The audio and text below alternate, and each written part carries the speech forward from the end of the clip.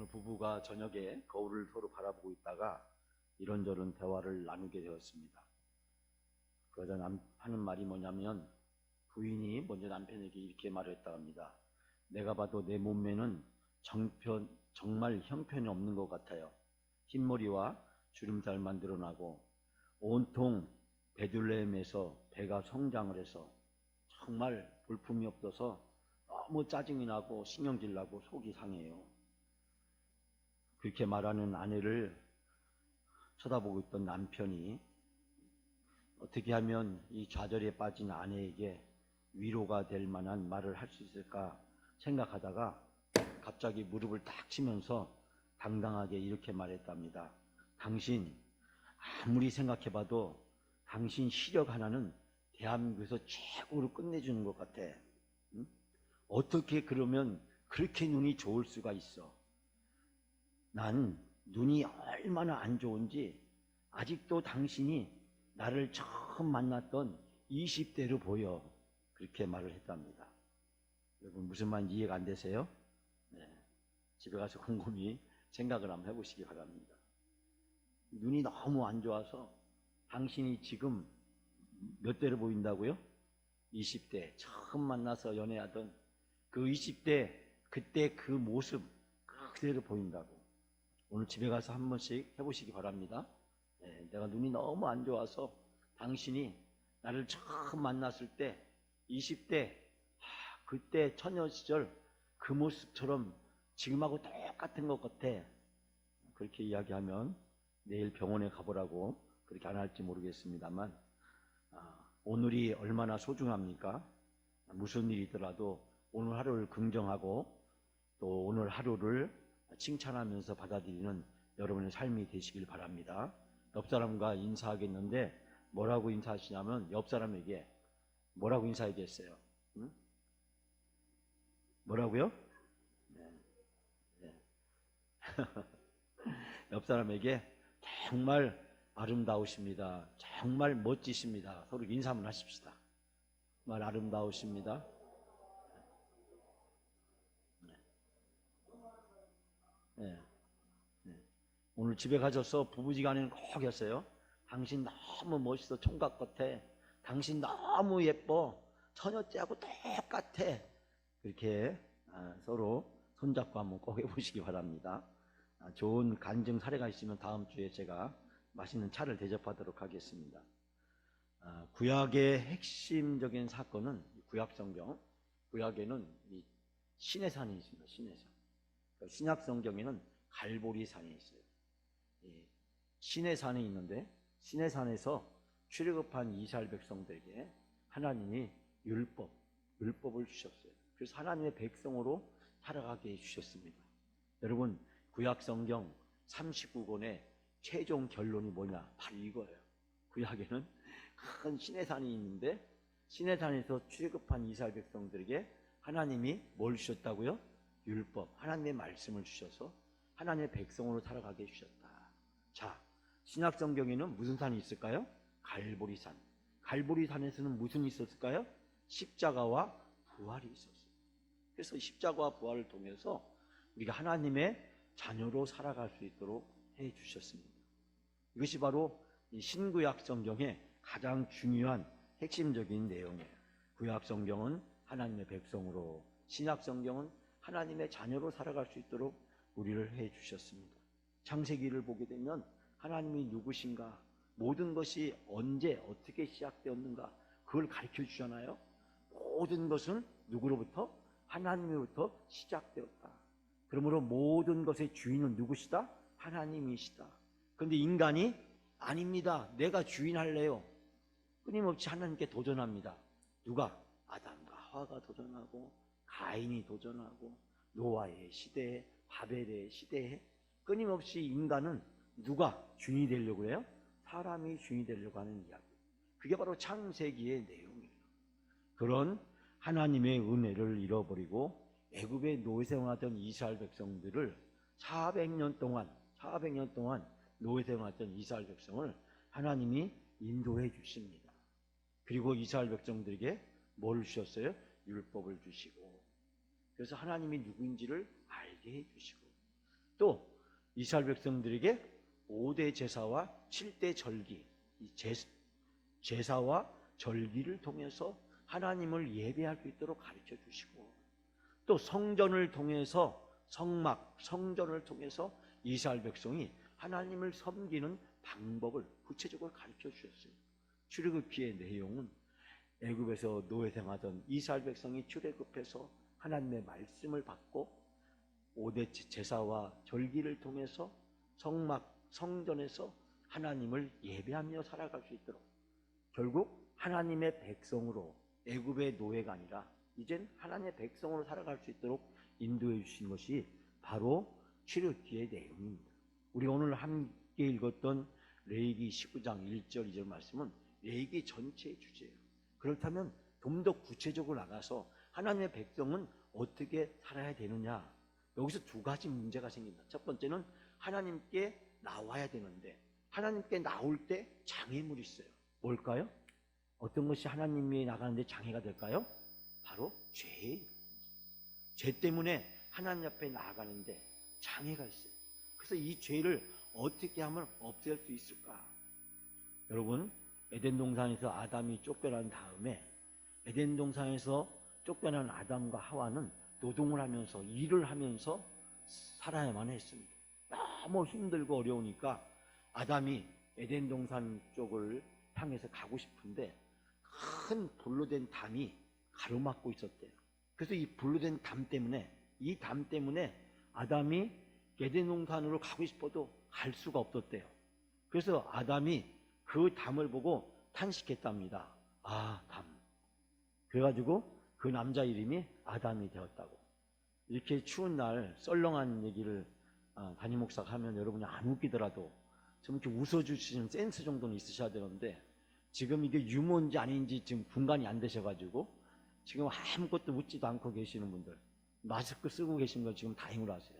마스크 안 쓰고 안 웃으면은 제가 상당히 유감으로 생각을 하고, 이 성도님은 뭔가 신앙생활에 불만이 많고 영적 성장에 장애가 있고 성령과 은혜하고는 거리가 멀리 떨어지는 성도로 낙인을 확 찍어버릴 텐데, 지금 마스크 다 쓰고 계시니까 이거 뭐 웃었는지 안 웃었는지 제가 알 수가 없어서, 여러분 그런 때는 고개라도 그냥 끄덕끄덕 해주시고, 한번 끄덕끄덕 한번 해보세요.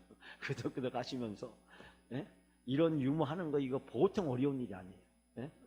이런 아재 개그 비슷한 개그를 찾아가지고 제가 전국에 다니면서 많이 했지만은 우리 영광교회 성도들은 마스크를 써서 그런지 반응을 알 수가 없어요. 제가 포기해야 되는지 계속해야 될지 상당히 고민스러운데, 우리가 하나님 앞에 나가는데 장애가 있어요. 그 장애는 뭡니까? 우리는 그 장애를 가리켜서 뭐라고 그래요? 죄라고 얘기합니다.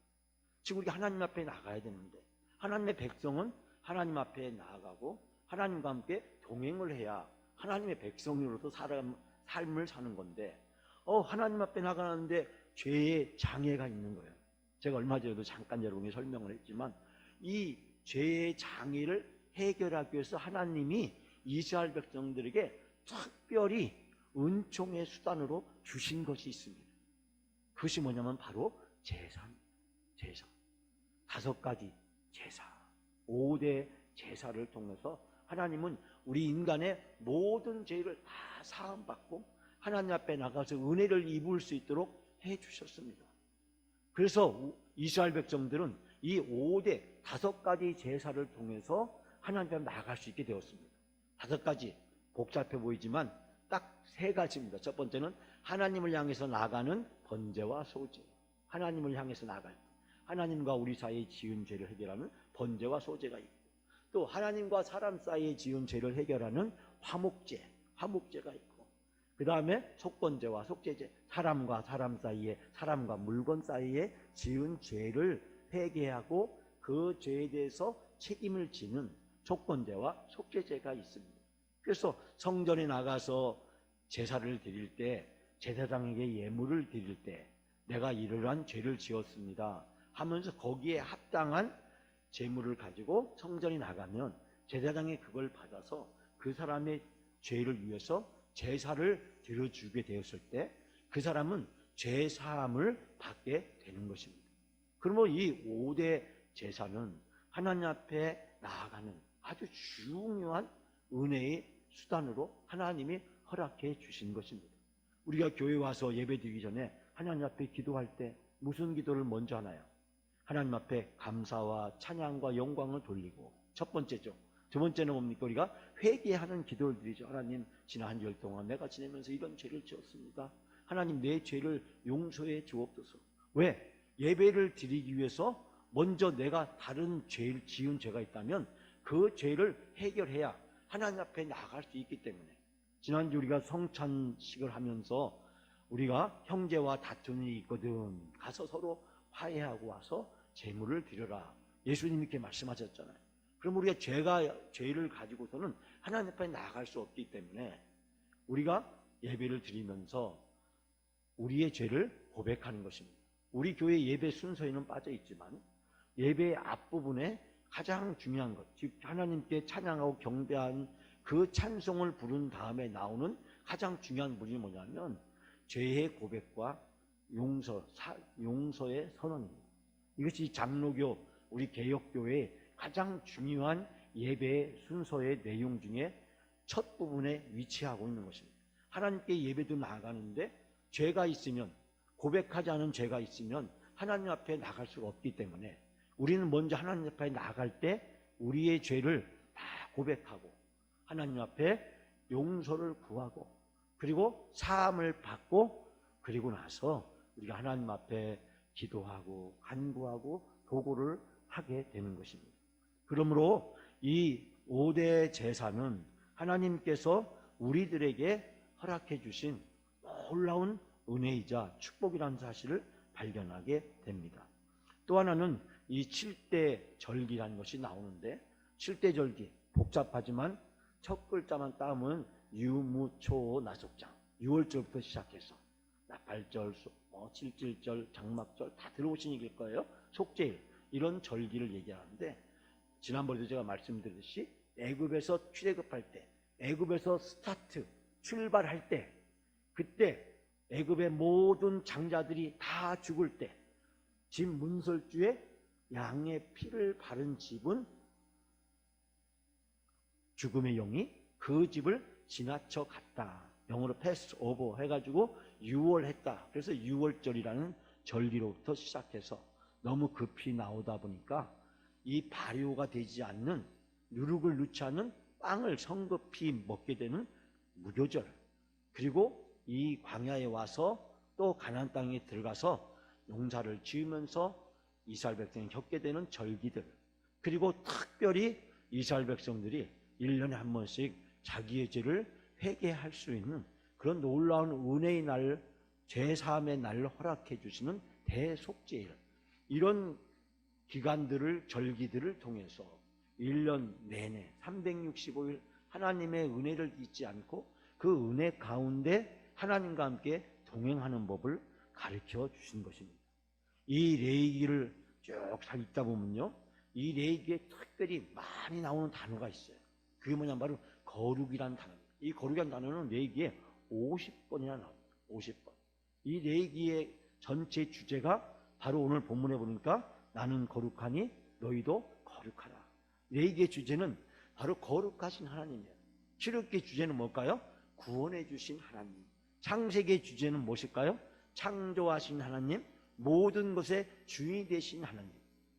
그런데 이 레위기, 거룩하신 하나님, 그 거룩은 무엇으로 가능하느냐? 딱 두 가지로 가능하다는 거예요.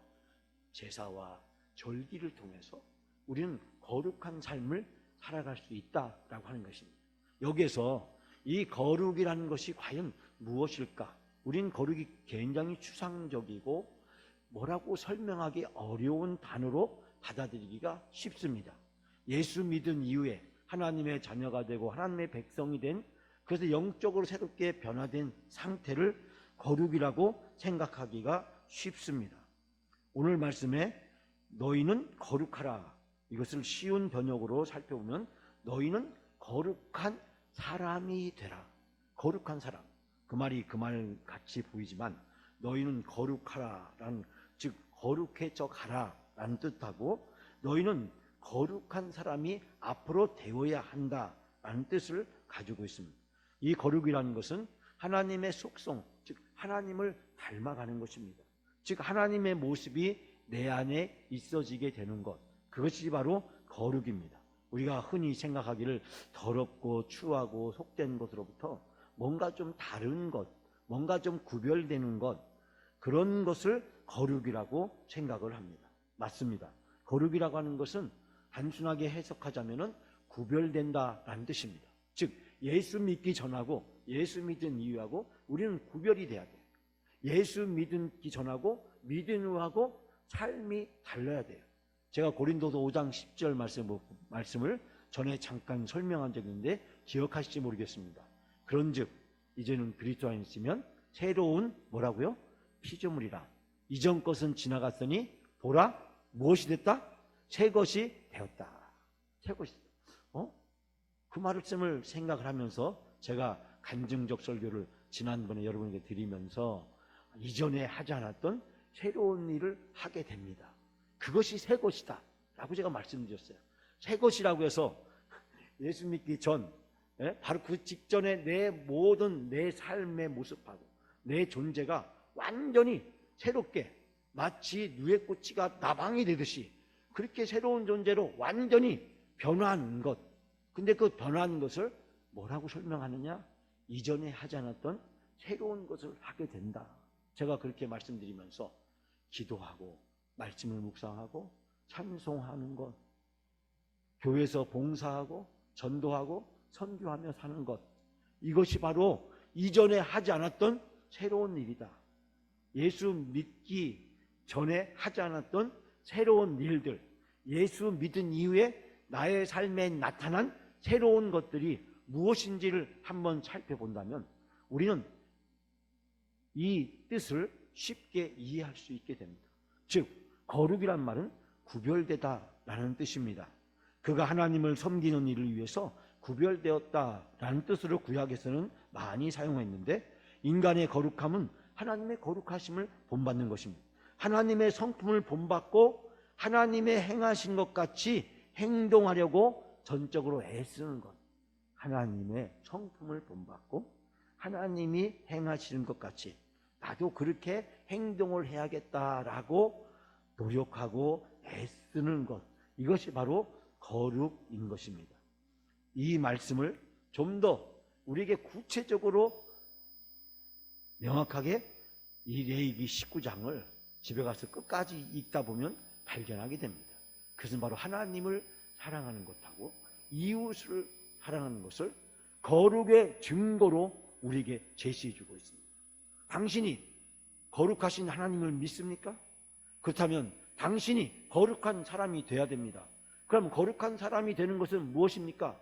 당신이 하나님을 믿기 전에 당신이 하지 않았던 일을 해야 됩니다.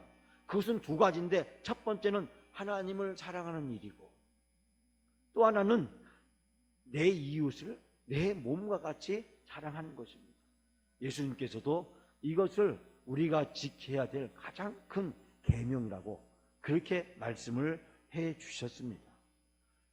오늘 끝까지 읽었지만 18절 말씀은 원수를 갚지 말며 동포를 원망하지 말며 내 이웃 사랑하기를 내 자신같이 사랑하라. 저는 우리 교회의 아픔의 현장을 보면서 우리가 기도를 많이 해야겠다. 절대 미워해서는 안 되겠다. 불쌍히 여기는 마음, 긍휼히 여기는 마음, 그 마음을 가지고 우리가 기도해야겠다. 우리의 말과 행동을 가지고 어떤 문제를 해결하고 들지 말고 우리가 더 열심히 기도해야겠다라는 생각을 합니다. 결국 거룩한 삶은 하나님을 사랑하고 내 이웃을 사랑하는 것이다 라고 레위기 19장 전체를 읽고 묵상하다 보면 우리에게 분명하게 설명해 주고 있는 것을 알 수 있게 됩니다. 하나님의 배려는 바로 앞에서 제가 설명했듯이 정리해 본다면 세 가지로 명확하게 나타나고 있습니다. 첫 번째는 율법입니다. 율법을 통해서 우리는 하나님이 어떤 분인지를 알게 되고 하나님의 뜻을 알게 되고 하나님을 어떻게 사랑할 수 있는지를 구체적으로 알게 됩니다. 사랑하는 여러분, 두 번째는 하나님이 우리에게 성막을 통해서 하나님을 예배할 수 있도록 해 주셨습니다. 오늘 제가 여러분에게 특별히 성막, 이스라엘로 초대를 해서 그 성막을 보여드리려고 합니다. 솔로몬 시대의 성전이 아니라 이스라엘 백성이 광야에서 하나님 앞에 예배를 드렸던 그 성막 실제 모습이 어떨까요? 자, 한 5분 동안 제가 여러분들에게 하나님의 거룩한 배려, 하나님의 두 번째 선물 성막을 잠깐 우리가 보는 시간을 갖도록 하겠습니다.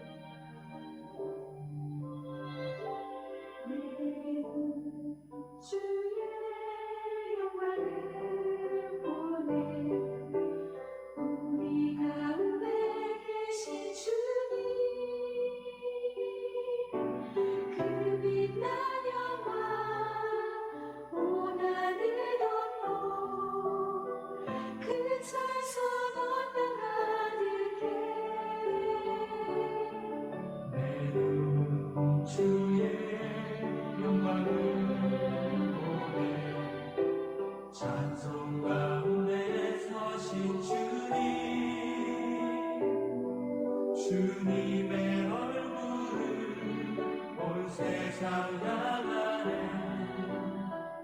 권능의 발을 드셨네. 주의 영광 이곳에 가득해. 우리 손에 주님과 함께 찬양하며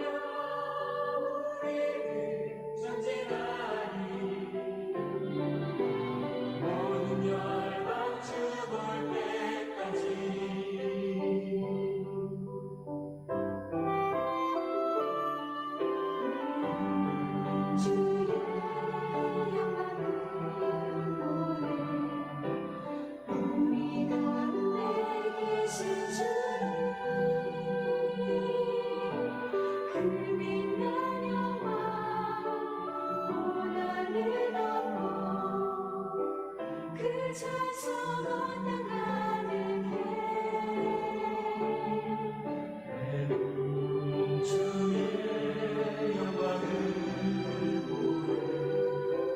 찬송 가운데 서신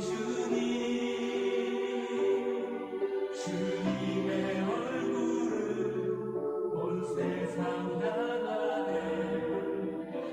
권능의 발을 드셨네. 주의 영광 이곳에 우리 손에 주님과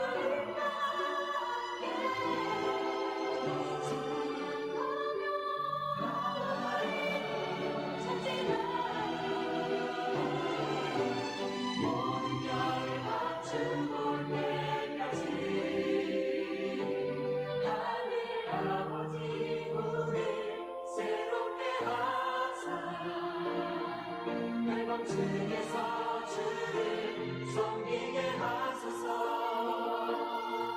오늘 나라 일어나 찬송 부르며 영광의 주님을 노래하소서.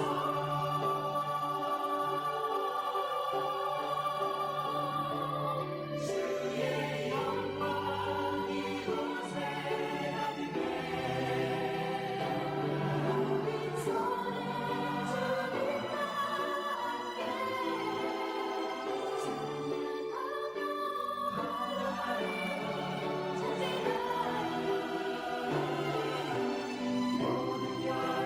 죽을 때까지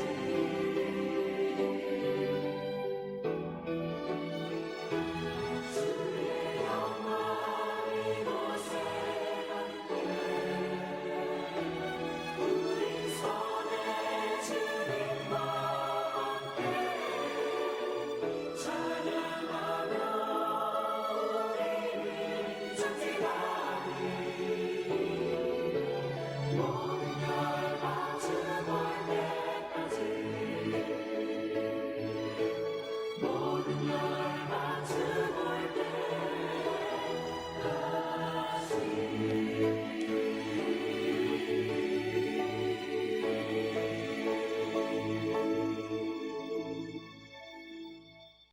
잘 보셨죠? 예. 우리가 출애굽기와 레위기에 나온 모든 내용을 이 짧은 5분짜리 영상을 통해서 여러분이 하나님이 이 성막 또 성전을 통해서 이스라엘 백성이 제사를 통해서 또 절기를 통해서 하나님께 나오고 하나님과 동행함으로써 하나님을 닮은 거룩한 하나님의 백성으로 살아갈 수 있도록 인도해 주셨다라는 것을 알 수 있게 됩니다. 그러므로 이 성막과 제사와 절기는 하나님의 백성을 향한 특별한 배려라는 사실을 발견하게 됩니다. 왜냐하면 우리는 성전을 통해서 또 제사를 통해서 절기를 통해서 우리는 하나님의 백성으로 살아갈 수 있기 때문입니다. 성전은 곧 교회입니다. 교회는 거룩한 곳입니다. 거룩한 교회를 훼손하는 그 어떠한 행위도 하나님의 무서운 진노와 심판을 피할 수가 없습니다. 주님의 몸된 주님의 피값으로 사신 교회입니다. 교회는 거룩한 곳이고 구별돼야 되는 곳입니다. 세상의 노사 현장이 아니고 데모 현장이 아닙니다. 교회를 더럽히는 그 어떤 것도 하나님의 무서운 진노와 심판이 있다는 사실을 두렵과 떨림으로 받아들여야 합니다. 그러므로 우리가 때때로 그런 잘못과 죄를 범했다면 속히 회개하고 하나님 앞에 돌아와야 되는 것입니다. 성전에 아무나 함부로 나갈 수가 없었습니다. 대제사장도 죄를 온전히 고백하지 않고 나가면 그 자리에서 즉사하는 일이 있었습니다. 그렇기 때문에 대제사장도 대속죄일이 되어서 그 지성소에 들어가서 제사를 드릴 때 온 이스라엘의 회중의 죄를 짊어지기 위해서 고백하게 될 때 허리에다가 끈을 동이고 그리고 옷술에다가 방울을 울리면서 그 지성소 안으로 들어가야만 했습니다. 왜냐하면 그곳은 하나님이 계신 곳입니다. 바로 구약의 성막 성전은 신약의 교회를 이야기합니다. 교회는 예수 그리스도의 피로 사신 거룩한 곳입니다. 절기는 제사는 바로 오늘 우리들에게 예배인 것입니다. 우리는 예배를 통해서 하나님 앞에 나오게 됩니다. 예배를 통해서 하나님의 백성임을 증명할 수가 있습니다. 여러분이 하나님의 백성이라는 것을, 하나님의 자녀라는 것을 무엇으로 증명하겠습니까? 여러분의 입술로, 삶으로 고백할 수 있습니다. 그러나 가장 분명하고 확실한 증거는 예배입니다. 예배하는 사람은 하나님의 자녀라는 사실을 가장 분명하고 명확하게 증명할 수가 있는 것입니다. 우리는 예배를 통해서 하나님 앞에 나오게 됩니다. 그리고 절기를 통해서 우리는 이스라엘 백성처럼 7대 절기를 지키지는 않습니다. 그렇지만 우리는 그리스도의 역이라고 해서 교회력을 지키게 됩니다. 제가 어제 모처럼 제 제자 2명이 찾아와서 저녁을 같이 먹는 시간을 갖게 되었습니다. 그러면서 오랜만에 만나서 그 제자들은 여러 가지 자기 목회 현장의 이야기들을 함께 나누는 시간을 가졌습니다. 근데 놀라운 것은 그 중에 한 전사님 교회가 대전 시내에 있는데 부활절 날 목사님이 부활절 설교도 안 하시고 절기를 지키지 않는다는 그런 충격적인 얘기를 들었습니다. 제가 신학교에서 학생들을 가르치면서 또 목회자 훈련원에서 목사 훈련원에서 정교인 목사님들을 훈련하면서 절기를 반드시 지켜야 된다. 교회력을 반드시 따라야 된다. 만약에 교회력이 없으면 부활절 설교 한 번도 안 하는 목사님 나올 것이고 추수감사절 설교 한 번도 안 하는 분 있고 성탄절 설교 한 번도 안 하는 분이 분명히 나올 거다. 그렇기 때문에 하나님은 우리로 하여금 신약시대는 교회력을 통해서 예수 그리스도의 생애를 따라 매년 한 번씩 예수 그리스도가 탄생하시고 성장하시고 그리고 복음을 전파하시고 고난을 받으시고 죽으시고 부활하시고 승천하시고 성령을 우리에게 보내주시고 다시 예수 그리스도의 오심을 기다렸다가 예수 그리스도의 탄생을 기뻐하게 맞이하고 1년 365일 봄, 여름, 가을, 겨울 1년 12달이 지날 때마다 매번 반복해서 천국 갈 때까지 주님 오실 때까지 교회력을 통해서 하나님의 은혜가 얼마나 큰지 우리가 경험할 수 있도록 은총의 수단으로 우리에게 교회력을 주셨다. 유대인들은 지금도 장막절이 되면 아무리 고층 건물 아파트에 살더라도 그 공원에다가 아파트 마당에다가 천막 텐트를 치고 그리고 아이를 데리고 가서 그곳에서 함께 생활을 합니다. 그때 아이가 묻습니다. 아버지, 왜 좋은 집을, 편안한 집을 내버려두고 왜 우리가 이곳에서 천막 치고 이렇게 고생을 해야 돼요? 한국 부모님 아이 같으면 이렇게 얘기했겠죠. 왜 이런 개고생을 해야 돼요? 그때 아버지가 이야기합니다. 얘야, 옛날 너희 조상이, 오랜전에 우리 조상이 애굽에서 노예 생활을 했단다. 그때 하나님이 모세를 통해서 우리를 노예로부터 해방시켜 구원해 주셨단다. 얘야, 오늘날 내가 있고 내가 있을 수 있었던 이유는 바로 하나님이 우리 민족을 사랑해 주셔서 우리 민족을 애굽의 노예로부터 해방시켜 주었기 때문에 그 하나님의 사랑으로 말미암아 오늘 내가 그리고 너가 있는 것이란다. 그 이스라엘 백성 유대인들은 지금도 자녀들에게 무엇보다도 하나님이 베풀어 주신 영적 유산을 물려주기 위해서 최선의 경주를 다한다고 합니다. 교회력은 우리들에게 참으로 소중한 것입니다. 그렇기 때문에 교회력을 통해서 우리는 예수 그리스도를 본받고 예수 그리스도를 닮아가는 것입니다. 영성이라고 하는 것은 하나님의 거룩하심을 담는 것입니다. 하나님의 백성을 살아가기 위해서 전심전력을 기울이는 것입니다. 어렵고 추상적인 것처럼 보입니다. 하나님을 사랑하는 것, 내 이웃을 내 몸같이 사랑하는 것. 그러나 신약 성경에 와서 영성은 예수 그리스도를 닮는 것입니다. 예수 그리스도처럼 생각하고 예수님처럼 말하고 예수님처럼 행동하는 것, 예수님을 닮아가는 것, 이것이 영성의 핵심이자 본질입니다. 나중에 또 제가 설명드리겠지만 이 영성의 본질은 먼저 버려야 가능한 것입니다. 배와 그물을 버려두고, 두 번째는 쫓아야 됩니다. 예수님을 따라가야 됩니다. 그리고 예수님처럼 다른 사람들을 나누어주고 섬기는 삶을 살아갈 때 그것이 바로 영성의 핵심이자 그것이 바로 예수 그리스도를 본받는 사람입니다. 버림으로써 예수 그리스도를 쫓게 되고 나눔으로써 섬길 수 있게 되는 것, 그것이 사람을 살리고 사람을 세우는 교회가 가야 될 길이고 그것이 바로 예수님이 이 세상에 보여준 삶의 모습입니다. 거룩은 추상적인 것이 아닙니다.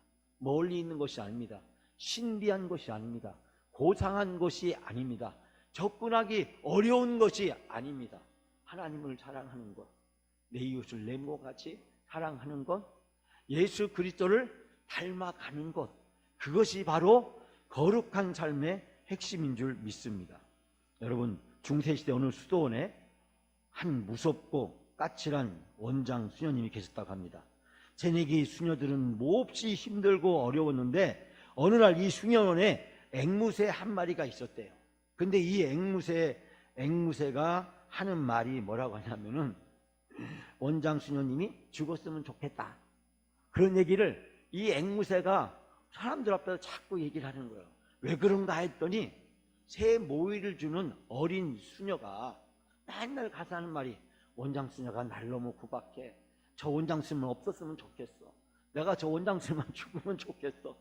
이 말을 아주 구박받던 원장 수녀한테 시달리던 나이 제일 어린 수녀가 맨날 그 앵무새 밥을 주면서 사람 앞에서는 차마 그 말을 못하니까 새니까 괜찮겠지 하고 그 말을 중얼거린 거예요. 원장 수녀님 죽었으면 좋겠다. 원장 수녀만 없으면 좋겠다. 그러니까 이 앵무새가 그걸 배워가지고 사람들 나타났다 하면은 원장 수녀 죽었으면 좋겠다, 이 말을 하는 것입니다. 어느 날 본당에서 본당 주임 신부님이 사찰을 나왔는데, 순찰을 나왔는데, 이 앵무새 앞에 지나간 그 앵무새가 원장 수녀님 죽으면 좋겠다, 그 말을 하는 거예요. 본당 신부가 그 말을 받고 얼마나 민망했어요. 그 옆에 있던 원장 수녀는 얼마나 충격을 받았겠어요. 그래서 이 본당에 있는 신부님이 본당에 있는 거룩한 앵무새 한 마리를 선물로 보내줬대요. 그리고 얼마 후에 이 두 앵무새가 잘 지내고 있는지를 보러 왔답니다. 그랬더니 여전히 그 수녀원에 있던 그 앵무새는 똑같은 말을 하고 있더래요. 원장 선생님 죽었으면 좋겠다. 그러니까 본당에서 신부님이 보내준 그 앵무새가 옆에 있다가 뭐라고 하냐면 주여 저희의 기도를 들어주소서, 그렇게 이야기를 했다라고 합니다.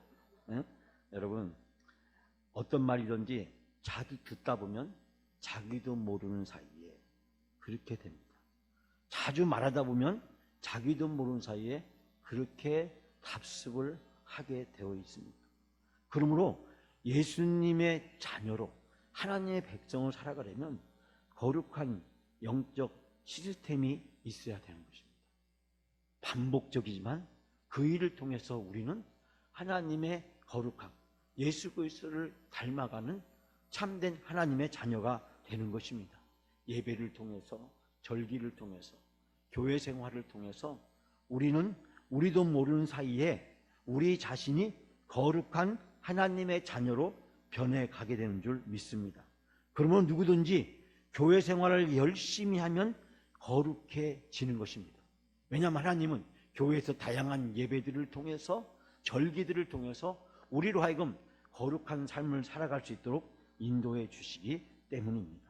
사랑하는 여러분, 제가 더 드리고 싶은 말씀이 아주 많이 있지만 다음 기회로 제가 같이 미루기로 하고, 하나님은 오늘 우리가 하나님의 자녀로 합당하게 살아가기를 원하십니다.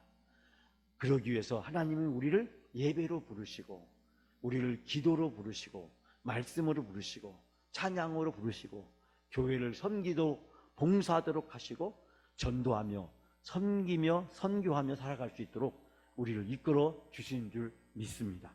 교회 생활은 우리로 하여금 반복되어서 때로는 지루해 보이고 때로는 답답해 보이지만, 그러나 우리를 하나님의 자녀로 거룩하게 살아갈 수 있도록, 천국에서 영원히 행복하게 살 수 있도록 우리를 변화시켜 주시고 이끌어 주실 줄 믿습니다.